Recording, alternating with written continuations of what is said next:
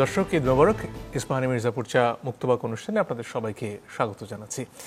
দর্শক, আজকে আমরা আলোচনা করতে চাই জুলাইয়ের অভ্যুত্থানের পর যে সময়টা পেরিয়ে এলাম তাতে প্রাপ্তি কতটুকু, যেখানে সমস্যা দেখা যাচ্ছে কেন সেটা হচ্ছে, সামনে এগিয়ে যাবার উপায় কি, এ নিয়ে কথা বলবেন খুবই অভিজ্ঞ দুজন মানুষ যারা অনেক দেখেছেন জীবনে এবং যারা বিভিন্ন সময় দেশকে পথও দেখিয়েছেন।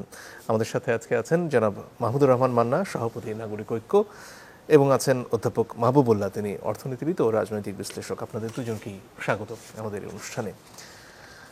শুরুতেই অধ্যাপক মাহবুবুল্লাহ, আপনার কাছে আসতে চাই, আপনি জুলাইকে কিভাবে দেখেন? এটা বিপ্লব, গণ অভ্যুত্থান, এক একজন এক একভাবে এটাকে দেখার চেষ্টা করেছেন, এবং এই যে 9 মাস 10 মাস সময় পেরিয়ে এসে যে অর্জনগুলো হবার স্বপ্ন আমরা একেবারে শুরুতে দেখেছিলাম, অনেকে বলছেন সেগুলো আস্তে আস্তে দূরে সরে যাচ্ছে। আপনারও তেমন মনে হয় কিনা? ধন্যবাদ। জুলাইয়ের আগস্টের যে ঘটনা 2024-এ, সেটাকে কিভাবে মূল্যায়ন করা হবে? আপনি বলেছেন কেউ এটাকে বলছে বিপ্লব, আর কেউ বলছে গণ অভ্যুত্থান। আমার দৃষ্টিতে এটা গণ অভ্যুত্থান, কারণ বিপ্লবের নিজস্ব কিছু বৈশিষ্ট্য থাকে, এবং একটা দেশে যখন বিপ্লব হয় তখন শুধুমাত্র উপরতলায় পরিবর্তন আসে না, পরিবর্তন আসে সমাজের সর্বস্তরে। বিশেষ করে পুরনো রাষ্ট্রযন্ত্র সম্পূর্ণ ভেঙে দুমড়ে মুচড়ে তার বদলে নতুন রাষ্ট্রযন্ত্র প্রতিষ্ঠা করা হয়। আমাদের এখানে আমরা সেই কাজটা করিনি। এমনকি আমরা এখানে সরকার গঠনের ক্ষেত্রে গিয়ে সাংবিধানিক ধারাবাহিকতা, অর্থাৎ সংবিধানের দোহাই দেওয়ারও একটা চেষ্টা করেছি। তো এই সব দিক বিবেচনা করলে আমি এটাকে একটা গণ অভ্যুত্থান হিসেবেই ধরে নেব, এবং এই গণ অভ্যুত্থান এই দেশে আরও হয়েছে, অদূর ভবিষ্যতে হয়েছে, একেবারে একটু দূরবর্তী সময়ে হয়েছে, সেরকমই একটি গণ অভ্যুত্থান। এবং অতীতের গণ অভ্যুত্থানগুলোর পরে আমি যেটা দেখেছি সেটা হচ্ছে আবারও সেই পুরনো ব্যবস্থা, পুরনো সোশ্যাল অ্যারেঞ্জমেন্ট ফিরে এসছে। এবারের গণ অভ্যুত্থানের পর আমি ভিন্ন কিছু দেখছি না। আমাদের সমাজদেহের যে মৌলিক পরিবর্তন হওয়া উচিত ছিল সেটা কিন্তু হচ্ছে না।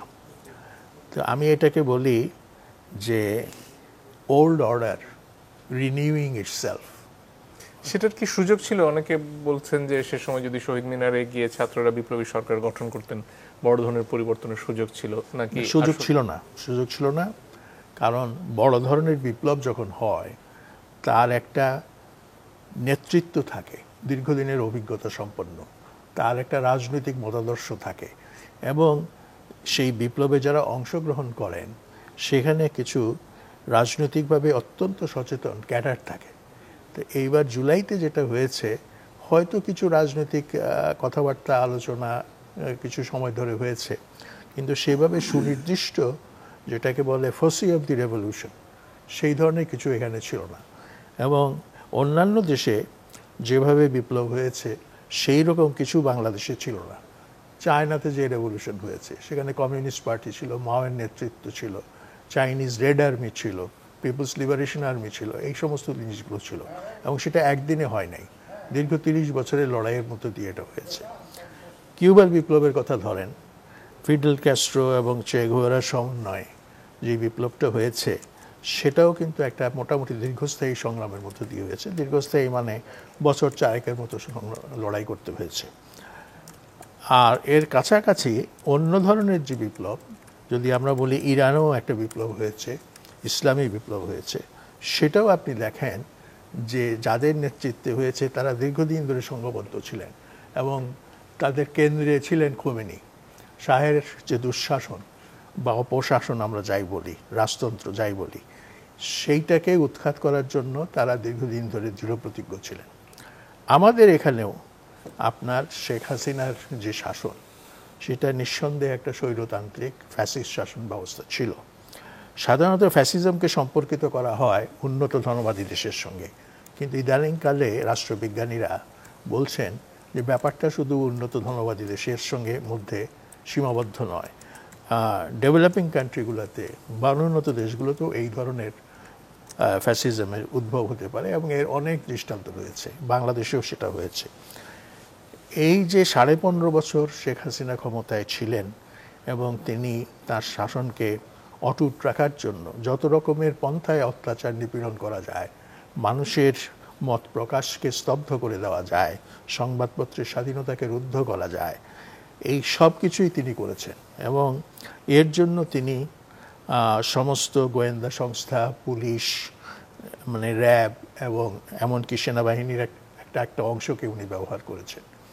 তো এইটা করতে গিয়ে যেটা হয়েছে, মানুষের প্রচুর সাফারিংস হয়েছে, বহু মানুষের মৃত্যু হয়েছে, বহু মানুষ কারারুদ্ধ হয়েছে, বহু মানুষ মানে মামলার ঝামেলায় পড়েছে, লক্ষ লক্ষ মানুষ।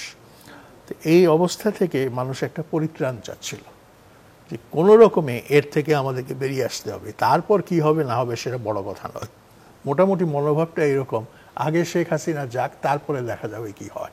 এই যে তারপরে দেখা যাক কি হয়, এই ধরনের দৃষ্টিভঙ্গির কারণেই কিন্তু আমরা যেটাকে বলি একটা সুনির্দিষ্ট লক্ষ্য নিয়ে, উদ্দেশ্য নিয়ে, কর্মসূচি নিয়ে, আদর্শ নিয়ে একটা অভ্যুত্থানের লক্ষ্যকে পার্সু করা, সেটা কিন্তু সম্ভব হয় না। ইরানের বিপ্লবের প্রসঙ্গ যেহেতু আসলোই, এই সময় এসে অনেকে ইরানের বিপ্লবের শুরুতে যেটা সবাইকে নিয়ে হওয়া একটা বিপ্লব এবং সেখান থেকে আস্তে আস্তে ডানপন্থার দিকে চলে যাওয়া, যার প্রতিবাদ বা যে রাষ্ট্র কাঠামো এখন সেখানে রয়েছে তার প্রতিবাদও সেখানকার সমাজের একটা অংশ এখনো করে চলেছেন। বাংলাদেশ নিয়ে এই ধরনের আশঙ্কার কথা অনেকে বলেন, এই দুটোর মধ্যে কি মিল খুঁজে পান আপনি কোনো? না, ইরানের বিপ্লবের সঙ্গে বাংলাদেশের এই অভ্যুত্থানকে মিলানো সঠিক হবে না। কারণ ইরানের বিপ্লবের নেতৃত্ব যারা দিয়েছেন, ইরানের মাদ্রাসাগুলো কেন্দ্রিক যে আয়াতুল্লাহরা ছিলেন, এবং এই আয়াতুল্লাহরা কিন্তু ধর্মীয় শাস্ত্রের জ্ঞানের দিক থেকে, এমনকি আধুনিক জ্ঞানের দিক থেকে যথেষ্ট উন্নত ছিলেন। এবং এরা দীর্ঘদিন ধরে শাহের বিরুদ্ধে নানাভাবে প্রচারণা চালিয়ে এসেছিলেন। এর পাশাপাশি তারা শেষ পর্যন্ত যে কাজটা করলেন সেটা হচ্ছে বাজারের সঙ্গে, বাজার কমিউনিটির সঙ্গে তারা একটা মানে ফ্রন্ট গঠন করলেন, এক ধরনের সমঝোতায় আসলেন। এবং ফলে দেখা গেল ইরানের বাজারগুলো বন্ধ হয়ে গেল, ব্যবসায়ীরা আন্দোলনে যোগ দিল। তো এর মধ্য দিয়ে একটা অবস্থা সৃষ্টি হলো, যে অবস্থার কারণে শাহ অফ ইরান মানে তিনি ক্ষমতা ছেড়ে, দেশ ছেড়ে পালাতে বাধ্য হয়েছে। এবং আমরা এটাও লক্ষ্য করলাম যে ইরান বিপ্লবের প্রথম দিকে যারা ছিলেন, যেমন বনি সাদরের মতো লোক যিনি প্রেসিডেন্ট ছিলেন, বা তার সঙ্গে একজন পররাষ্ট্রমন্ত্রী ছিল কুতুবজাদে, যার নাম, কুতুবজাদেরকে কিন্তু মৃত্যুদণ্ড দেওয়া হয়েছে। আর বনি সাদর খুব গোপনে দেশ ত্যাগ করেছেন এবং ফ্রান্সে চলে গেছেন। এ থেকে বোঝা যায় যে ইরানের বিপ্লবের ভেতরে একটা আইডিওলজিক্যাল স্ট্রাগল বা আদর্শগত একটা দ্বন্দ্ব চলছিল। এবং সেই আদর্শগত দ্বন্দ্বটা হচ্ছে আপনার আধুনিকতার সঙ্গে আপনার স্থিতাবস্থার যে দ্বন্দ্ব, সেই ধরনের একটা দ্বন্দ্ব ছিল। এবং শেষ পর্যন্ত কিন্তু স্থিতাবস্থায় কিন্তু জয়ী হয়েছে। কিন্তু জয়ী হলেও তারা সেখানে কিছু নতুন জিনিস প্রবর্তন করেছে শাসনে, এবং তাদের গণতন্ত্র যেভাবে তারা প্র্যাকটিস করছে সেখানে। এবং তাদের গণতন্ত্রের প্র্যাকটিসটা কিন্তু অন্য দেশের গণতন্ত্রের প্র্যাকটিসের চেয়ে ভিন্ন। সেখানে রাষ্ট্রপতি নির্বাচনে বা প্রেসিডেন্ট নির্বাচনে প্রার্থী মনোনয়নের ক্ষেত্রে একটা বিশেষ পদ্ধতি অবলম্বন করা হয়। সেই পদ্ধতিটা হচ্ছে গার্ডিয়ান কাউন্সিল নামে একটা কাউন্সিল আছে। যে কাউন্সিল আপনার কারা কারা প্রার্থী হবেন সেই তালিকাটা তারা অনুমোদন করেন। ফলে এটা একটা ভিন্ন ধরনের গণতান্ত্রিক ব্যবস্থা। এবং বলা যায় যে ইরানের সর্বোচ্চ ক্ষমতায় কিন্তু এই গার্ডিয়ান কাউন্সিল, অর্থাৎ ইরান রাষ্ট্রটা আদর্শচ্যুত হবে না, মানে ইসলামী প্রজাতন্ত্রের যে আদর্শ, সেই আদর্শ থেকে বিচ্যুত হবে না, সেই ধরনের একটা নিশ্চয়তা বিধানের জন্য কিন্তু গার্ডিয়ান কাউন্সিল করা হয়েছে। এবং সেটাকে নিশ্চয়তা দেওয়ার জন্যই কিন্তু রেভলিউশনারি গার্ডও তৈরি করা হয়েছে, তার একটা সামরিক অঙ্গ সেখানে রয়েছে। তো এগুলো আমরা দেখেছি সাধারণত বিপ্লবী রাষ্ট্রগুলোতে এভাবেই কিন্তু প্রতিষ্ঠানগুলোকে তৈরি করা হয়, যেটা বাংলাদেশের ক্ষেত্রে সেভাবে প্রতিষ্ঠান তৈরির কোনো উদ্যোগ নেই, যে কারণে আমরা এটাকে ঠিক বিপ্লব বলতে পারছি না। জি, ধন্যবাদ। জনাব মাহমুদুর রহমান, আপনার কাছে আসতে চাই। দুটো ব্যাপার, এক হচ্ছে আপনার বিচারে আসলে জুলাই গণঅভ্যুত্থানের অর্জনটা কি, এবং দ্বিতীয় হচ্ছে যে রাষ্ট্র কাঠামো বদলানোর একটা জন আকাঙ্ক্ষা নানানভাবে প্রকাশিত হয়েছে, সেটা সামাজিক যোগাযোগ মাধ্যমে হোক বা দেয়ালে আঁকা গ্রাফিতিগুলোতে হোক, সেই রাষ্ট্র কাঠামোর আমূল পরিবর্তন কিংবা বিপ্লব, তার কি কোনো সম্ভাবনা এখনো রয়ে গেছে কোথাও? মানে যেটুকু দেখা গেছিল সেটা একেবারেই প্রায় অপসৃয়মান এখন। আমি প্রথম বলি যে এই অভ্যুত্থানের একটা বিশাল অর্জন হলো স্বৈরতন্ত্র বা ফ্যাসিবাদের পরাজয় এবং তাদের পালিয়ে যাওয়া। এটা তো প্রায় ইম্পসিবল মনে হচ্ছিল সবার কাছে। আমি আমার নিজের কথা বলি, 4 তারিখেও আমাকে দু একজন ফোন করেছেন কি হচ্ছে। আমি তাদেরকে খুব দৃঢ়ভাবে বলতে পারিনি যে আর কদিন আছে, পরাজিত হবে, চলে যাবে। বক্তৃতার মতো করে সবসময় বলি নিশ্চয়ই জিতবো আমরা, অন্যায়ের বিরুদ্ধে লড়াই, ফ্যাসিবাদের বিরুদ্ধে লড়াই, এটা তো পরাজিত হতে পারে না, এরকম করে বলেছি। কিন্তু আমি নিজে যেমন বলবার সময় অতখানি মানসিক জোর পাইনি, তেমনি মানুষের মধ্যেও আমাকে বিশ্বাস করা, আস্থায় রাখবার ব্যাপারে খুব বেশি দৃঢ়চেতা দেখিনি। তারপরেও কিন্তু জিতেছে। এবং এখানে একটা খুবই বিস্ময়কর বিষয় আছে, যদি আমি প্রশ্নের জবাব এখন পর্যন্ত পাইনি। ঢাকা মহানগর ঘেরাও বা সারা দেশ থেকে মানুষজন আসবেন আহ্বান জানানো হলো, সেটা ছিল 6 তারিখে। হঠাৎ করে 4 তারিখ বিকেল থেকে প্রচারটা হলো যেটা আগামীকালকেই আসতে হবে। একটু অবাক লেগেছে আমার কাছে যে সময়টাই তো কবি রাতের মধ্যে আসতে পারবে, এবং তারা যেটা মনে করছে যে একটা ফাইনাল ব্লো দেবে, এটা তো করতে পারবে না। কিন্তু সেটা হলো। তার মানে গণজাগরণের মাত্রাটা কত বড় ছিল, কত বিশাল ছিল। এবং আমি মনে করি খুব বেশি পরিমাণে স্বতঃস্ফূর্ত ছিল। এটার মধ্যে অর্গানাইজ সাইড কি আছে এটা হয়তো ইতিহাস বের করবে, কারণ অর্গানাইজ দিক আছে, সেইটা খুব বেশি দৃশ্যমান নয়, সেটা পরবর্তীকালেও দৃশ্যমান হয়নি। আমরা কিছু কথাবার্তা শুনেছি, কিন্তু মানে মানুষ যেরকম করে জীবন দিয়েছে তারপরেও এগিয়ে গেছে, মানে এই চেতনাটা এমনি এমনি এসে গেল, এটা বিশ্বাস করতে কষ্ট হয়। সেই অর্থে আমি বলছি বিরাট অর্জন আছে। কিন্তু ওটার মধ্যে দিয়ে যে আকাঙ্ক্ষাটা তৈরি হয়েছিল, সেটার বাস্তব রূপায়ণ সম্পর্কে এখন কি আশা করা যায়, এই কথা যদি বলেন তাহলে আমি বলবো যে আকাঙ্ক্ষাই তো বিশাল ছিল, নতুন বাংলাদেশ এক কথায়। তো এই নতুন বাংলাদেশের স্বরূপ, তার চরিত্র ইত্যাদি ব্যাখ্যা টাকা এক একজন একভাবে করতে পারবেন। সবাই যত যাবে সবাই ব্যবধানে হয়তো আলাদা হবে, কিন্তু এইটা একটা কোয়ালিটেটিভ চেঞ্জ, যেটা বিপ্লবের জন্য অবশ্যম্ভাবী।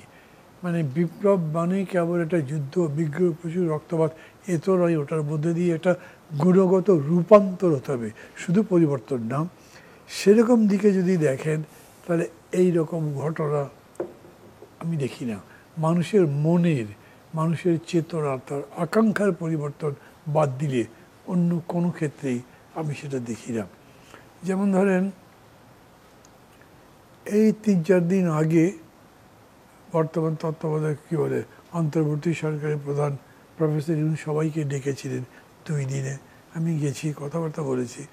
বলতে গিয়ে এক পর্যায়ে আমি ওনাকে সরাসরি জিজ্ঞেস করবো, স্যার আপনার নিজের কি মনে হয়, প্রায় 9 মাস 9.5 মাস তো গেল, এই 9.5 মাসে সংস্কার বলতে কি করেছেন, আপনি এটাকে স্পেল আউট করতে পারবেন? তো আপনি হয়তো জানেন যে প্রফেসর ইউনূস সাধারণত এরকম প্রশ্নের ডাইরেক্ট জবাব দেন না, উনি চুপ করে থাকেন, একটা হাসি দেন বা সামহাও এটাকে ডাইলিউট করে ফেলেন, উনি কিছু বলেননি।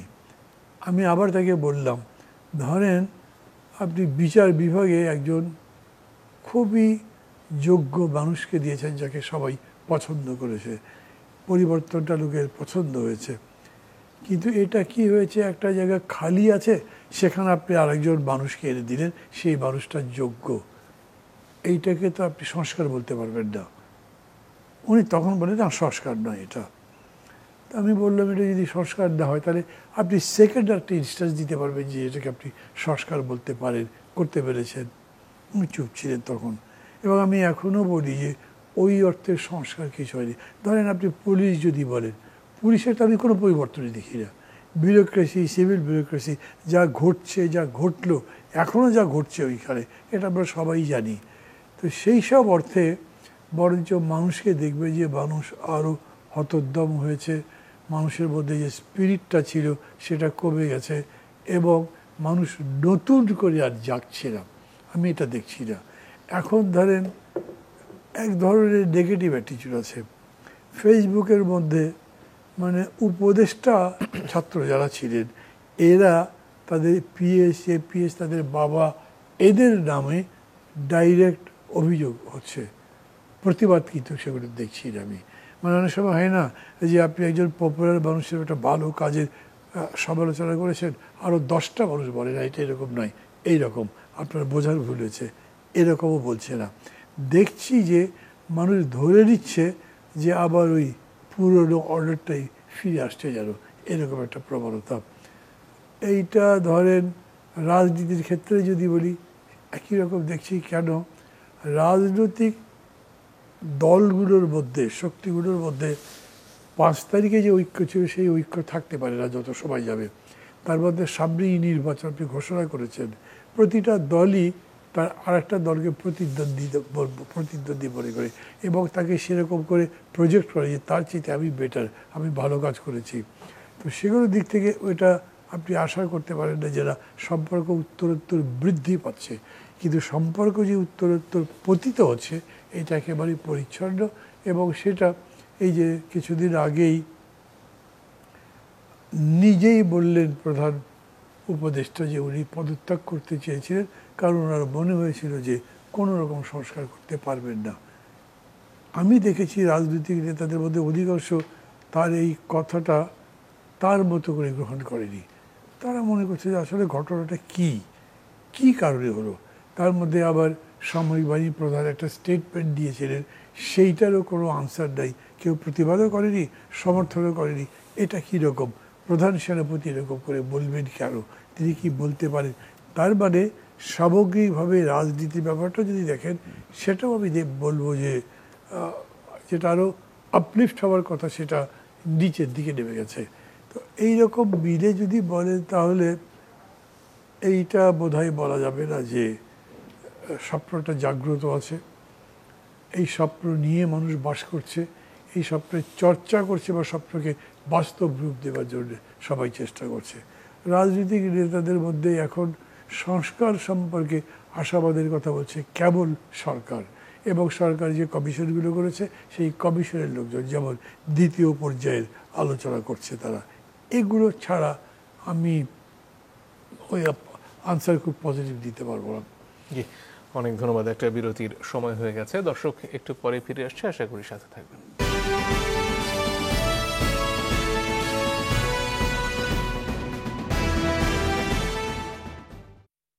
দর্শক আপনারা দেখছেন ইস্পাহানি মির্জাপুর চা মুক্তবাক। আমরা ফিরে আসবো অধ্যাপক মাহবুবুল্লাহ আপনার কাছে। খানিকটা সামাজিক যোগাযোগ মাধ্যমের প্রসঙ্গ এরই মধ্যে এসেছে, তা সেখানে এক ধরনের লড়াই হয়তো এই মুহূর্তে চলছে, যার একটা বড় অংশ হচ্ছে বাংলাদেশ কি ডানপন্থার দিকে ঝুঁকে যাচ্ছে কিনা, বা সব মিলিয়ে বাংলাদেশের যারা সংখ্যালঘু জনগোষ্ঠী কিংবা নারী, তাদের স্বাধীনতা, তাদের নিরাপত্তা, এই বিষয়গুলো আসলে সরকার এই সময়ের মধ্যে কতটুকু রক্ষা করতে পেরেছে, এবং ভবিষ্যতে আসলে বাংলাদেশে সবাইকে নিয়ে বাংলাদেশ গড়ার যে স্বপ্নটা আসলে জুলাইয়ের সামনে এসেছিল সেটার দিকে আমরা এগোতে পারছি কিনা? না, আপনাকে ডিসাইসিভলি নেশন বিল্ডিং করতে হলে সবাইকে নিয়েই করতে হবে। আপনি যেটা বললেন যে সামাজিক যোগাযোগ মাধ্যমে একটা ডানপন্থী প্রবণতা, ডানপন্থার পক্ষে নানা ধরনের বক্তব্য উপস্থাপন করা হচ্ছে, আমার নিজের ধারণা যে এই যারা এটা করছেন তাদের এটা একটা কনসার্টেড এফার্ট হতে পারে। তারা একটা বিশেষ লক্ষ্যে এইসব কথাবার্তা প্রচার করছেন, কিন্তু রাজনৈতিক শক্তি হিসাবে তারা যে খুব প্রবল এবং বিরাট একটা শক্তি এখনো বাংলাদেশে, এটা মনে করার কোনো কারণ নেই। তবে এটা ঠিক যে জুলাই অভ্যুত্থানের মধ্য দিয়ে যেটা হয়েছে সেটা হচ্ছে একটা বিশাল ধরনের বিস্ফোরণ, এবং বিস্ফোরণের মধ্যে বিশাল ধরনের এক ধরনের উন্মোচন হয়েছে। এবং শেখ হাসিনা 15.5 বছর শাসনামলে দেশে কিন্তু এই শক্তিগুলো ছিল, কিন্তু তারা সেই রকম সুযোগ না থাকাতে, সেই রকম স্বাধীনতা না থাকাতে তারা এসব প্রকাশ করার অবকাশ পায়নি। এখন যেহেতু একটা মোটামুটিভাবে বলা যায় যে খোলামেলাভাবে নানা কথা বলা যায়, মত প্রকাশ করা যায়, এখন পর্যন্ত, ভবিষ্যতে কী হবে বলতে পারছি না। সেই কারণে আমরা দেখতে পাচ্ছি যে এই গোষ্ঠীটি, যেটাকে আপনি দক্ষিণপন্থী বলছেন, এরা বেশ তৎপর এবং এরা এদের রাজনৈতিক বক্তব্য যেগুলো আছে বা আদর্শিক বক্তব্য যেগুলো আছে সেগুলো আর্টিকুলেট করার জন্য, প্রকাশ করার জন্য তারা প্রচুর তাদের মেধা এবং শ্রম দিচ্ছেন। এবং এতে যে সমাজ মানুষের উপরে যে কোনো প্রভাব হচ্ছে না, এটাও কিন্তু অস্বীকার করা যাবে না। নিঃসন্দেহে কিছু না কিছু প্রভাব হচ্ছে তাদের বক্তব্যের। এবং এটাই বোধহয় বাংলাদেশ, কারণ এই বাংলাদেশে দীর্ঘদিন একটা প্রগতিশীল আন্দোলনের ঐতিহ্য এখানে আছে। এমনকি পাকিস্তান আন্দোলনের সময়, যেটাকে অনেক সময় আমরা বলি যে একটা প্রতিক্রিয়াশীল ঘটনা, মানে অনেকে বলার চেষ্টা করে, কিন্তু সেই সময়ও কিন্তু একটা ওই আন্দোলনের মধ্যেও একটা প্রগতিশীল উপাদান ছিল। আবুল হাশিমের নেতৃত্বে যে অংশটা ছিল এবং তার সঙ্গে সঙ্গে অন্যান্য অনেক বামপন্থী কর্মীরা সেই সময় মুসলিম লীগে যোগ দিয়েছিলেন। তারা জমিদারি প্রথা উচ্ছেদ ইত্যাদি এবং কৃষকের দাবি ইত্যাদি এগুলো নিয়ে তারা কথা বলেছেন, মানুষের মধ্যে প্রচার করেছেন এবং পাকিস্তান আসলে কৃষকের মুক্তি হবে, এই ধরনের যে বক্তব্য দিয়ে যে আন্দোলনটা হলো, সেই আন্দোলনটাকে আমরা তো নিঃসন্দেহে একেবারে দক্ষিণপন্থী আন্দোলন বলতে পারি না। ওর মধ্যেও একটা অর্থনৈতিক মুক্তির উপাদান ওই সংগ্রামের মধ্যে ছিল। তারপরে ধরুন ভাষা আন্দোলনের কথা বা 69-এর অভ্যুত্থানের কথা বা আইয়ুব বিরোধী যে আন্দোলন, এই সব আন্দোলনের মধ্যেই কিন্তু একটা প্রগতিশীল ধারা ছিল। এবং সত্যিকার অর্থে বলতে গেলে কি, এইখানে যারা রক্ষণশীল রাজনীতি করতেন, সেটা আওয়ামী লীগ হতে পারে বা অন্য বুর্জোয়া যে কোনো দল হতে পারে, কিন্তু তাদেরকে কিন্তু পেছন থেকে একটা ধারা তাদের মধ্যে তৈরি করে দেওয়া, সেটা কমিউনিস্ট পার্টি এই কাজটা করতো, গোপন কমিউনিস্ট পার্টি এই কাজটা করতো। এবং যে কোনোভাবেই হোক তাদের একটা মেকানিজম ছিল, যে মেকানিজমের মধ্য দিয়ে তারা তাদের স্লোগানগুলো এই ধরনের রাজনৈতিক দল, মধ্যপন্থার যে রাজনৈতিক দল, সেই রাজনৈতিক দলের মধ্য দিয়ে তারা প্রচার করার চেষ্টা করত। তো বর্তমানে যেটা হয়েছে সেটা হচ্ছে যে কমিউনিস্ট পার্টির মতো পার্টি আগে যতটুকু ছিল তার বলা যেতে পারে 10 ভাগের 1 ভাগও বোধহয় এখন নাই, যে কারণে এই শক্তিটা অত্যন্ত দুর্বল। দ্বিতীয়ত হচ্ছে এরা নিজেরা রাজনৈতিকভাবে বহু ভুল করেছে, তাদের বহু বিচ্যুতি আছে, যে কারণে যতটুকু আস্থা তাদের উপর মানুষের ছিল সেই আস্থাটা নাই। আর অন্যদিকে দক্ষিণপন্থীরাও কিন্তু যে ঐক্যবদ্ধ সেটা বলা যাবে না, কারণ এদের মধ্যে মাদ্রাসার লোকজন রয়েছে, এদের মধ্যে জামাত ইসলামীর লোকজন রয়েছে, এদের মধ্যে হিজবুত তাহরিরের মতো সংগঠন রয়েছে, বা আরও অনেক ধরনের দক্ষিণপন্থী সংগঠন রয়েছে, ইসলামী আন্দোলন, নানান কিছু নাম দিয়ে। এবং কেন তারা ভিন্ন ভিন্ন মঞ্চে থেকে রাজনীতি করছেন সেটাও আমাদের কাছে স্পষ্ট না, যদিও তারা বলছেন সকলেই যে ইসলাম প্রতিষ্ঠা করতে চাচ্ছেন। শুধু তাই না, ইসলামের কথা বলার পরে তারা এমন কিছু ক্ষেত্রে হস্তক্ষেপ করার চেষ্টা করছেন যেখানে নারীর স্বাধীনতা বা অন্য মানুষের যে মুক্ত চিন্তার যে অধিকার, সেগুলো বিনষ্ট হওয়ার একটা মানে যেটাকে বলে আশঙ্কা দেখা দিয়েছে। অন্যদিকে এই শক্তিগুলো আবার তাদের একটা ভালো দিক হচ্ছে, পজিটিভ দিক হচ্ছে, এরা সবাই কিন্তু কম বেশি ভারতীয় আধিপত্যবাদ বিরোধী।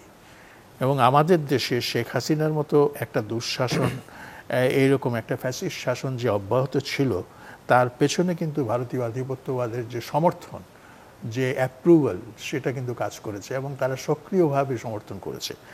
এবং তা এই সরকারের কাছ থেকে, শেখ হাসিনা সরকারের কাছ থেকে নানা রকম সুযোগ সুবিধা নেওয়ার ক্ষেত্রে। তো এই দিক থেকে কিন্তু তারা এক ধরনের মানে যেটাকে বলা যায় তাদের বক্তব্য কিছুটা জনগণের কাছে পৌঁছাচ্ছে এবং জনগণও তাদেরকে এই কারণে কিছুটা হলেও সমর্থন দিচ্ছে। কিন্তু আমরা যদি বলি যে বাংলাদেশের মানুষের মনোজগৎটা কি, এই মনোজগৎটা নিঃসন্দেহে আপনি যেই দক্ষিণপন্থার আশঙ্কা করছেন সেই মনোজগতে দক্ষিণপন্থার কিন্তু খুব বেশি ঠাঁই নাই।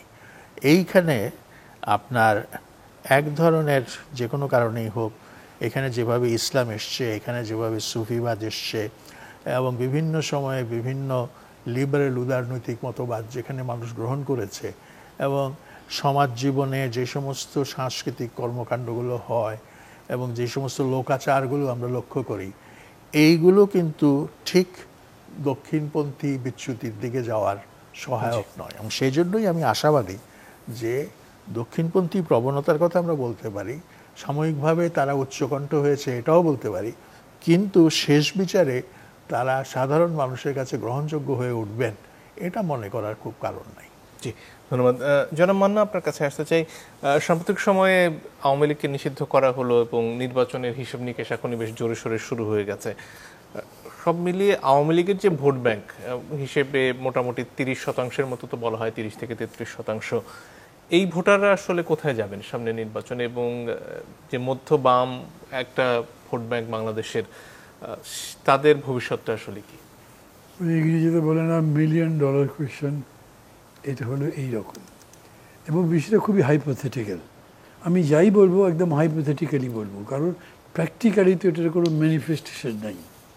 কিন্তু আমি একটা জিনিস বুঝি, সেটা হচ্ছে কি, ধরেন মানে ভোট জিনিসটাও চিরস্থায়ী না। মুসলিম লীগেরও এরকম ভোট ব্যাংক ছিল, ওটা থাকেনি তো, একেবারে পরে তো ডিস্ট্রয়েড হয়ে গেছে। আওয়ামী লীগ মানে একটা বিশাল সংগঠন, এত বড় একটা মুক্তিযুদ্ধ করেছে বা মুক্তিযুদ্ধের সামনে ছিল, বাংলাদেশ স্বাধীন হয়েছে, শেখ মুজিব মানে ওই যে মৃত্যুর সম্ভাবনা, এই ওই সব কিছু মিলে একটা বিশাল স্কাই হাই ইমেজ গড়ে উঠেছে। এগুলো চট করেই চলে যাবে তা না। ফলে এখন পর্যন্ত কেউ যখন বলে ভাই আওয়ামী লীগ না, কত ভোট ব্যাংক আছে তাদের, তাদের তো একটা বেজ আছে, সোশ্যাল বেজ, তখন আমি মনে করি একদম ফেলে দেবার মতো হলো জিনিসটা। কিন্তু তার সাথে সাথে এই কথাটা ভাবা দরকার যে এইটা কোনো চিরস্থায়ী নয়, এবং ভাঙ্গে কীরকম করে, যখন আপনি যার উপর দাঁড়িয়েছিলেন তার ঠিক উল্টো জায়গায় প্লেসড হয়ে যান। যেমন ধরেন শেখ হাসিনা বললেন আমি কত উন্নতি করেছি, আমার একটা পিওন ওরও 400 কোটি টাকা। মানে এইটা তো মানে মানুষ শুনে স্তম্ভিত হয়েছে, কি বলে ইন সেন্স, সমস্ত মানুষই তাই মনে করেছে। ধরেন আমি দেখেছি আমার গ্রামের লোকজনকেও যখন এগুলো বলেছি, আরে একটা গাল দিয়ে দেয়, মানে মনে করে যে কত বড় অন্যায় করেছে, সবাই এটা বোঝে। ওই সব দিক থেকে কিন্তু আমি এরকম লোক পাই, বেশি পাই তা আমি বলবো না, কিন্তু এরকম লোক পাই যারা মনে করে আওয়ামী লীগের সমর্থক, কিন্তু মনে করে যারা আওয়ামী লীগ অনেক বাড়াবাড়ি করেছে তাদের এই শাস্তি হওয়াটা খুব স্বাভাবিক। আর ধরেন জীবন সংগ্রাম বলে তো একটা কথা আছে, আওয়ামী লীগের যে লোকগুলো তারা খেয়েছে তারা আবার একটা সেটেল করতে চায়, তাহলে তারা বাঁচতে পারছে না, তাদের জীবন সংগ্রাম, অর্থনৈতিক সংগ্রাম আছে, সেখানে তারা সেটেল হয়ে একটা পিসফুল লাইফ লিড করতে চায়। তারা মনে করে total piece in life destroy করেছে শেখ হাসিনার শাসন, এরকম আমি কম পাইনি। এগুলো দেখে আমি মনে করি যে তাদের পজিশন খারাপ হয়েছে। আর যেমন ধরেন আমি কিন্তু ব্যক্তিগতভাবে আওয়ামী লীগ যাতে ব্যান হয় আমি তার পক্ষে ছিলাম।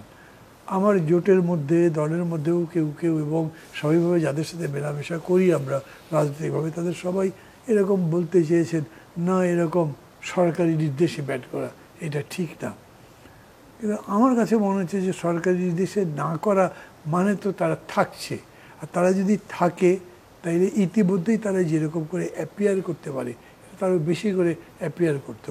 গভর্নমেন্ট বলতো না তাদের ব্যান করা হয়নি, তাদের যেটা করতে দেওয়া যায়, তাহলে কি দাঁড়াতো, তারা অ্যাপিয়ার করতো, মানুষ মনে করতো তারা আছে। এবং এখন যে কৌশলটা তারা করছে, পুরানো কোনো একটা বড় মিছিল সামনে একটু এডিট করে সাবাও মানে এআই দিয়ে বা যেভাবে পারে করে দেখাচ্ছে যেন রাজীব গতকালকে একটা মিছিল করেছে। ম্যাক্সিমাম ক্যাম্পেইনগুলো তাই বেশ কিছু জিনিস তো অন্যরা এক্সপোজ করেছে। এইটা তাদের করতে হচ্ছে, তারা এখনও টিকে আছে সেটা দেখাবার জন্যে। কিন্তু তারপরেও আমি আওয়ামী লীগের লোকের মধ্যে এই আশা দেখি না, এই যে আমরা তো আছি, আমরা তো এখনও আন্দোলন করছি। কোথাও কোথাও যে সমস্ত ঘটনা তারা ঘটাচ্ছে, মানে একটা স্পোরাডিক মিছিল করছে, হঠাৎ করে ঝটিকা মিছিল মতো করলো, আবার নাই, তারপরে পুলিশ আসলো, কিছু ধরে নিয়ে গেল ইত্যাদি। যেটাই হলো, এটার পক্ষে তাদের লোকজন কেউ বলছে না, এবং এটাতে অংশ নিয়েছে এরকম মানুষের সাথে আমার তেমন কোনো দেখা কিন্তু তাহলে ভোটাররা কোথায় যাচ্ছেন তাদের? ধরুন বিএনপি থেকে তাদের ভোট দেওয়ার সুযোগ আছে, বা ছাত্রদের দল এনসিপি থেকে যাওয়ার এরাও সুযোগ ভোটার। আছে? এখানে বলি, আমি যেমন ধরেন বিএনপির কি হয়েছে, হয়তো কোনোদিন মিছিলে যায়নি, কিন্তু বিএনপির ভোটার। আওয়ামী লীগের যিনি ভোটার তিনি মিছিলে গেছেন, ওইটা ধরে আমি মনে করছি যাদেরকে আমি এভাবে কর্মী হিসেবে একটা ব্যাখ্যা দিচ্ছি তাদের কথা বলছি।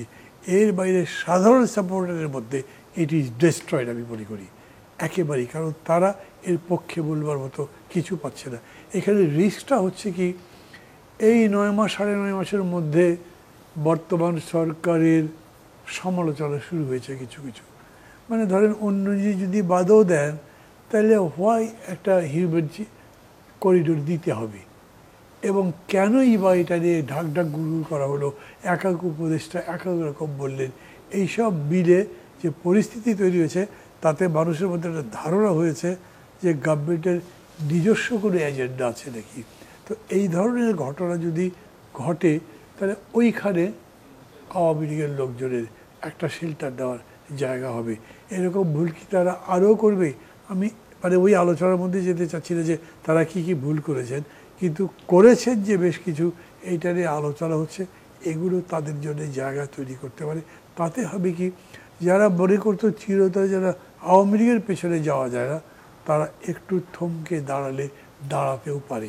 এখন পলিটিক্সের মধ্যে একটা বিরাট ভ্যাকুমের কথা আমি আপনাকে বলি। ধরেন আমি যেমন দল করছি, একটা দল আমি নেতৃত্ব দিই, কিন্তু আমার দলের পলিটিক্যাল এনিমি কে?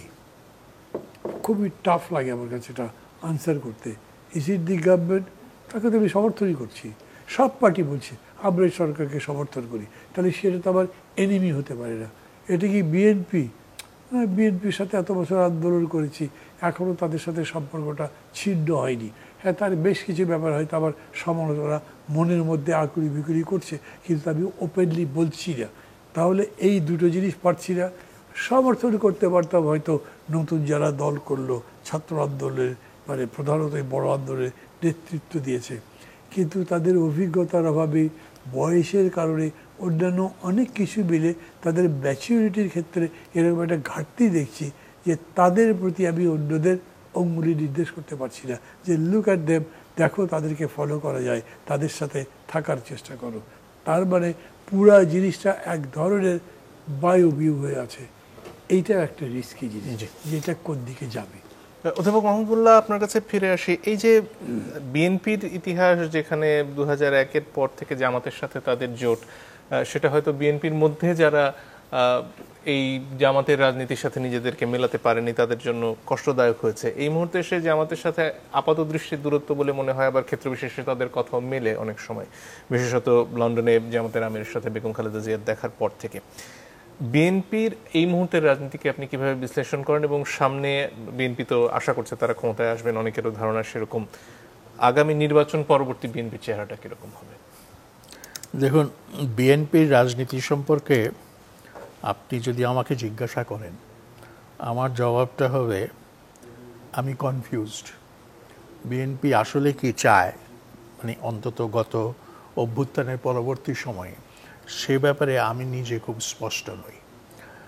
অতীতে অনেক সময় এই রাজনীতি নিয়ে তারা অনেক সময় আলাপ করতেন, কথা বলতেন।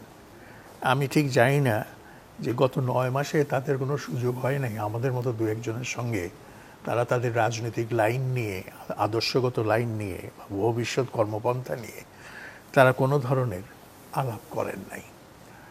তাদের অনুষ্ঠান যখন হয় বা বিশেষ কোনো দিবস হয়, তখন হয়তো তারা খোঁজ করেন, টেলিফোনে জানান, একটু আসেন, 2-4টা কথা বলেন, এবং সেখানেও কিন্তু এসব কথা বলার খুব সুযোগ হয় না। যেমন 2 দিন আগেই শহীদ রাষ্ট্রপতি জিয়াউর রহমানের মৃত্যুবার্ষিকী উপলক্ষে ইঞ্জিনিয়ার্স ইনস্টিটিউটে একটা আলোচনা সভা হলো, সেখানে আমাকে ডাকা হয়েছিল, আমি গেছি, এবং সেখানে গিয়ে আমি স্পষ্ট সিদ্ধান্ত নিয়েছি চলমান রাজনীতির উপরে আমি কোনো মন্তব্য করব না। কারণ মন্তব্য করতে গেলে সেইটা বিএনপির পছন্দ নাও হতে পারে, আর পছন্দ না হলে যেটা হয় সেটা তো আপনি জানেন যে এইখানে তার থেকে এক ধরনের অপছন্দ তৈরি হয়। তো সেই জন্য সেটা আমি অ্যাভয়েড করেছি। আমি যে কাজটা করেছি সেটা হচ্ছে দৈনিক যুগান্তরে একটা লেখা লিখেছিলাম জিয়াউর রহমানের উপরে, সেই লেখাটাই আমি পড়ে শুনিয়েছি এবং আমি এর বাইরে যাই না। এবং ওই লেখাটাও মূলত একেবারেই জিয়াউর রহমান কেন্দ্রিক, এর বাইরের কিছু নয়, বা বর্তমান রাজনৈতিক প্রেক্ষাপটের উপরেও কিছু নয়। তো এই দিক থেকে আপনি যেটা বলছেন জামাতের সঙ্গে বিএনপির যে সম্পর্ক, সেই সম্পর্কটা কেন হয়েছিল? থিওরিটা ছিল ত্রিভুজের দুটি বাহু তৃতীয় বাহু অপেক্ষা বৃহত্তর। সেটা হচ্ছে সেই সময় শেখ হাসিনার আওয়ামী লীগকে এবং তাদের যে জোটকে, সেটাকে পরাস্ত করতে গেলে তার বিপরীতে আরেকটা জোটের প্রয়োজন। তো বিএনপি এখন সেই জোটে কাদেরকে পাবে? তো সেই চেষ্টার থেকে, সেই প্রয়াস থেকেই কিন্তু তখন জামাতের সঙ্গে 2001 সালে ঐক্য জোট করা হয়েছিল, চার দলীয় জোট হয়েছিল। সেখানে জামাত ইসলামী ছিল, ইসলামী ঐক্য জোট ছিল এবং ইয়েও ছিল, জাতীয় পার্টি শেষ পর্যন্ত পুরোপুরি থাকেনি, তার একটা খণ্ড অংশ মাত্র ছিল। কিন্তু এইটা 2001 সালের নির্বাচনে তাদের এই কৌশল যে আমি আমার সমর্থকের সংখ্যা বাড়াবো দুই বাহুকে এক করে, এই কৌশল কিন্তু কাজে লেগেছে। তারা বিপুলভাবে বিজয়ী হয়েছিল 2001 সালে। তারপরে তারা তাদের সেই বিজয়কে ধরে রাখার জন্য ক্ষমতায় গিয়ে যেই সব কাজকর্ম করা উচিত ছিল বা যেভাবে করা উচিত ছিল, সেভাবে তারা জনগণের যে আকাঙ্ক্ষা ছিল সেটা পূরণ করতে পারেনি। অনেক ক্ষেত্রে অনেক বিচ্যুতি এসেছিল, যে কারণে পরবর্তীকালে তাদেরকে অনেক মুসিবতের মধ্যে পড়তে হয়, যেটা 1/11-তে যে মুসিবতের মধ্যে তারা পড়েছিল। যদিও 1/11 এটাও কোনো ভালো কোনো উদ্যোগ ছিল না দেশের জন্য এবং জাতির জন্য, নিঃসন্দেহে। তো এখন সামনের দিকে বিএনপি কি করবে সেটা এখন বিএনপির জন্য আমি খুব বিপজ্জনক মনে করি। যেমন অনেকে বিএনপিকে খুব সফলভাবে ভারতের সঙ্গে ব্র্যাকেটবন্দি করতে সমর্থ হয়েছে। কিভাবে? ভারতের পক্ষ থেকে বলা হচ্ছে দ্রুত নির্বাচন হলে সেই নির্বাচিত সরকারের সঙ্গে তাদের সম্পর্ক খুব ভালো হবে। বিএনপি নির্বাচন চাইছে এবং চাইছে বলে তারা ডিসেম্বরের মধ্যে নির্বাচন চাইছে এবং তা অনেকেই আশাবাদী যে বিএনপি এই নির্বাচনে জয়লাভ করবে তাদের সাংগঠনিক শক্তির জোরে। তো তাহলে ভারতের পক্ষ থেকে যেটা বলা হচ্ছে, এমনকি ভারতের সেনাপ্রধান পর্যন্ত বলেছে যে পরবর্তী ইউনিট সরকারের সঙ্গে সম্পর্কের উন্নতির কোনো সম্ভাবনা নাই, কিন্তু পরবর্তী নির্বাচিত সরকারের সঙ্গে সম্পর্কের উন্নতি হতে পারে। এবং এইখানে অনেকে এই কথাগুলো মিলাচ্ছেন এইভাবে যে বিএনপির দাবি দ্রুত নির্বাচন, তার সঙ্গে ভারতের বক্তব্য নির্বাচিত সরকারের সঙ্গে সম্পর্ক ভালো হবে, এই দিয়ে তারা ব্র্যাকেটবন্দি হচ্ছেন এবং মানুষ তাদেরকে ভুল বুঝতে শুরু করেছে। এই দিকে আপনি যেটা একটু আগে বললেন যে একটা দক্ষিণপন্থী প্রচারণা, সেটা কিন্তু এখানে আছে এবং সোশ্যাল মিডিয়াতে এরা খুব এফেক্টিভ এবং এরা খুব সরব, যে কারণে এই তাদের সমস্ত অভিযোগ এবং সমালোচনা বিএনপির বিরুদ্ধে যাচ্ছে। আওয়ামী লীগকে ব্যান করা হবে কি হবে না, এই প্রশ্নে প্রথম দিকে বিএনপি অবস্থান ছিল যে তারা কোনো রাজনৈতিক দলেরকে বেআইনি ঘোষণা করা বা ব্যান করা, নিষিদ্ধ করার পক্ষে নন নীতিগতভাবে। তো এইটার থেকেও আবার অনেকে ধারণা করলেন যে বিএনপি যে 15 বছর বা 16 বছর ধরে একটা মরণপণ লড়াই করেছে, বহু ক্ষতিগ্রস্ত হয়েছে, সেই পথ থেকে বিএনপির বিচ্যুতি ঘটেছে। তাই আমি সেই জন্য ভাববো যে বিএনপির মতো একটা দল বাংলাদেশের কনটেক্সটে এই দলটার প্রয়োজন আছে এই কারণে যে এইটা সম্পূর্ণ দক্ষিণপন্থীও না বা সম্পূর্ণ বামপন্থীও না, বাংলাদেশের মানুষের চারিত্রিক যে ধারা, মনোজগতের যে ধারা, সে ধারার সঙ্গে তাদের চিন্তাভাবনাটা মিলে।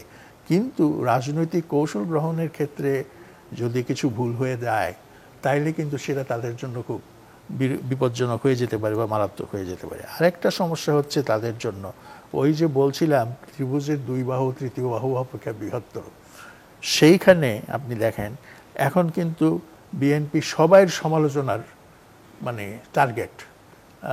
ছাত্রদের দল তারা সমালোচনা করছে, জামাতে ইসলামী সমালোচনা করছে, দেশের বিভিন্ন জায়গায় ছাত্র দলের সঙ্গে ছাত্র শিবিরের সংঘর্ষ হচ্ছে, এই ধরনের ঘটনাগুলো ঘটছে। এটা দুই দিক থেকে বিপজ্জনক। একদিক থেকে হলো আমাদের জাতীয় স্বার্থেই বর্তমানে যে সংকটকাল চলছে তাতে কিন্তু জাতীয় ঐক্যটা বজায় রাখা খুব প্রয়োজন, একটা সমঝোতা বজায় রাখা, সদ্ভাব বজায় রাখা সবার মধ্যে, এটা খুব প্রয়োজন। দ্বিতীয়ত হচ্ছে যে আপনি যদি বিচ্ছিন্ন হয়ে যান তাহলে কিন্তু রাজনৈতিকভাবে খুব বিপদে পড়ে যেতে পারেন, যেটা বিএনপির ক্ষেত্রে 1996-এ হয়েছিল, যখন আওয়ামী লীগ বিএনপির বিরুদ্ধে তত্ত্বাবধায়ক সরকারের দাবিতে আন্দোলন করছিল। তখন দেখা গেল আওয়ামী লীগের সঙ্গে এরশাদের জাতীয় পার্টি আছে, জামাতে ইসলামী আছে এবং অন্যরা আছে। তো সেই সময় অনেকেই বিএনপির কর্মীরা এবং বিএনপির সমর্থকরা প্রশ্ন করত যে বিএনপির মিত্রকে, বন্ধুকে, সবই তো তার বিরুদ্ধে। তো এই সবাই বিরুদ্ধে যাওয়ার ফলেই কিন্তু 96 নির্বাচনে বিএনপির যেইটুকু নির্বাচনী সাফল্য, যে 116টা সিট পাওয়া, এটা যেমন একটা বিরোধী দল হিসেবে বড় সাফল্য, কিন্তু অন্যদিকে নির্বাচনে হেরে যাওয়া এটাও কিন্তু একটা দিক যেটা বিবেচনায় রাখতে হবে, হিসাবে রাখতে হবে। এবং রাজনীতিতে আরেকটা কথা বলা হয়, সেটা হচ্ছে আপনার আন্তর্জাতিক মিত্র কারা, এটাও কিন্তু খুব গুরুত্বপূর্ণ এবং বাংলাদেশের রাজনীতিতে এখন পর্যন্ত এটাও খুব গুরুত্বপূর্ণ। অর্থাৎ দেশের ভেতরে আপনার মিত্র কারা, দেশের বাইরে আপনার মিত্রকে, এই সমীকরণ বা এই কি বলে এই প্রশ্নের জবাব যদি না পাওয়া যায় তাইলে কিন্তু বুঝতে হবে যে একটা বিভ্রান্তিকর কিছু একটা অবস্থা চলছে। সেই জন্যই আমি আশা করব বিএনপির নেতৃত্ব এই বিষয়গুলো একটু গভীরভাবে চিন্তা করবে এবং চিন্তা করে তারা অন্তত চেষ্টা করবে তাদের সমর্থনের পরিধিটা একটু বাড়ানো। আমি নিজেও চাই যে বিএনপির মতো একটা দল ক্ষমতায় আসুক এবং ক্ষমতায় এসে তারা একটা মধ্যপন্থায় দেশটাকে চালিয়ে যাক, কিন্তু সেটা যদি না হয় এবং সেখানে যদি একটা যেটাকে বলা হয় গুবলেট পাকিয়ে ফেলা ফলে, যার ফলে দেখা গেল যে সব চেষ্টা সত্ত্বেও বিএনপি মার্জিনালি আপনার প্রাধান্য বিস্তার করতে পারলো না, অন্যরা সব ফ্রন্ট করে অ্যালায়েন্স করে সেই জায়গাটা নিয়ে নিল, তো এইটা দেশের জন্য খুব বিপজ্জনক হয়ে যেতে পারে। সেই জন্য আমার কথা হচ্ছে বিএনপির নেতৃত্ব তারা চিন্তা করবেন যে একটা হচ্ছে যে দেশের মধ্যে তাদের মিত্রের সংখ্যা বাড়ানো, আর দেশের বাইরেও মানে দেশের স্বাধীনতা সার্বভৌমত্বের উপরে চাপ সৃষ্টি করে না এমন কোনো রাষ্ট্র বা শক্তির সঙ্গেও তাদের একটা সমঝোতা থাকতে হবে। ধন্যবাদ। জনাব মান্না, যদি আর কিছু যোগ করা থাকে, বিশেষ করে নির্বাচন নিয়ে যে বিএনপি বিরোধী সব মিলিয়ে একটা জোট হওয়ার সম্ভাবনার কথা অধ্যাপক মাহবুবুল্লাহ বলছিলেন, সেটার ব্যাপারে আপনার কোনো মন্তব্য আছে? এরকম একটা চেষ্টা হচ্ছে, কিন্তু এখন পর্যন্ত এটা success rate maybe just above or below 50, আমি যতদূর জানি। এটা কারণ হলো কি, ধরেন প্রথমত এই ছাত্রদের যে দল এনসিপি আর জামাতের কথা বলি, ছাত্রদের এক ধরনের শ্লাঘা তৈরি হয়েছিল, আমরাই পেরেছি, কেউ পারেনি, সো আমরা যা করছি সেটা ঠিক, এবং এই ধরনের আচরণ উচ্চারণ তাদের পক্ষ থেকে এসেছিল। প্রায় সবাই এটা মনে করেছে যেগুলো খুবই অহংকার, দাম্ভিকতা দেখানো হচ্ছে, এক ধরনের রিজার্ভেশনের মতো তৈরি হয়েছিল। আর এইটা ওরা হয়তো বুঝতে পারেনি যে জামাতে ইসলামী তাদের অতীতের ভূমিকার কারণে, স্বাধীনতা ভূমিকার কারণে হয়তো প্রচণ্ডভাবে নিন্দিত, কিন্তু জামাত রাজনীতিতে খুব কাঁচা, ওরা বোঝে না, না বুঝে কিছু করছে, এই রকম ভাবলে তো খুবই ভুল করা হবে। জামাত খুব বুঝেই এই ছাত্রদের সাথে নেবে বা নেবে না, ছাত্ররা তাদেরকে সাথে নেবে এরকম ভাববার কোনো সম্ভাবনা নাই। ওই জায়গাতে আমার মনে হয় যে এক ধরনের দূরত্ব তুলেছে। দেখেন তারাই আগে কত কি বলেছে, আবার তারাই রীতিমতো মানে 71-এর রাজাকার ইত্যাদি স্লোগানও দিচ্ছে। তারপরে যদি আপনি যান যে ধরেন অন্যান্য যেগুলো ইসলামিক দল বলে বলছে, তাদের সাথে এখন পর্যন্ত আপনি সেরকম কোনো খবর পাননি যে ঐক্য হচ্ছে, কিন্তু হ্যাঁ তাদের সাথে দু একবার বৈঠক হয়েছে এবং তার অগ্রগতি সম্পর্কে জানা যায়নি। আমি তো ঠিক সাংবাদিক নই যে একটা অ্যানালিটিক্যাল বলবো, কিন্তু আমি যেটা দেখছি ঐক্য যেরকম করে এগোয় সেটা, এটা যদি ধরি যে ঐক্য এগুচ্ছে খুবই স্লথ, এটা থেকে আপনি বড় কিছু ভাবতে পারবেন না, এবং এই কারণে আমি ওই সম্ভাবনা নিয়ে এখন ভীত নই। আর আরেকটা কথা বলবো, সেটা হচ্ছে পাবলিক পারসেপশনে বিএনপির কাছে কোনো দল নেই। এটা একটা বিরাট ব্যাপার। ভোটের সময় মানুষের ভাবে আর পার্টি কি আছে, কাকে ভোট দেব, এইটা এখনো ডমিনেট করে। অনেক ধন্যবাদ আপনাদের দুজনকে আজকে আমাদেরকে সময় দেওয়ার জন্য। দর্শক, আপনাদেরকে ধন্যবাদ যারা এতক্ষণ আমাদের সাথে ছিলেন। বিদায় নিচ্ছি।